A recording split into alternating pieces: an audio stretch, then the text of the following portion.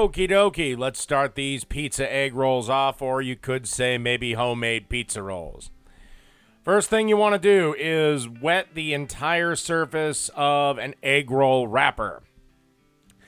You can just do the edges if you wanted a little starchier, but these things are drier than a fucking bone.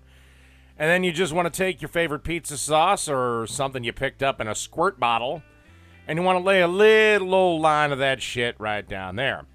Then you want to take some shredded mozzarella cheese, lay a little bit on there.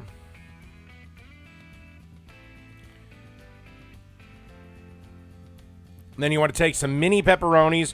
If you can't, for whatever reason, find mini pepperonis, just take regular size sliced pepperonis and just chop them up a little bit. But you should have mini pepperonis because life sucks without them. Then just a little bit more cheese. And just a little bit of sauce on top. And then we basically damn near roll this up like a cigar or a burrito. Take one corner there.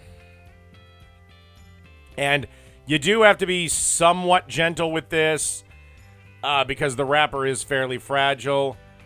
Put the three corners together, and then as carefully as you can, trying to keep everything inside. By the way, this is my first time doing anything with egg roll wrappers. And then you just want to roll it like there. Keep the seam side down. And let's get ready to fry.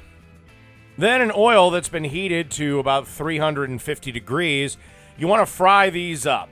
And this will literally take about 30 seconds aside, so make sure if you have to go take a whiz, do so beforehand. One thing, as I'm flipping these here, you can kind of see that hot oil moving around. That's why you want a nice deep pan when you fry anything like this, because you don't want that fucking oil getting anywhere near the top of that fucking lid. So about another 15 seconds and we'll be ready to serve. Okie dokie, and then just put them on a plate. Little bowl of pizza sauce for dipping. And that's it. Pizza egg rolls. Done.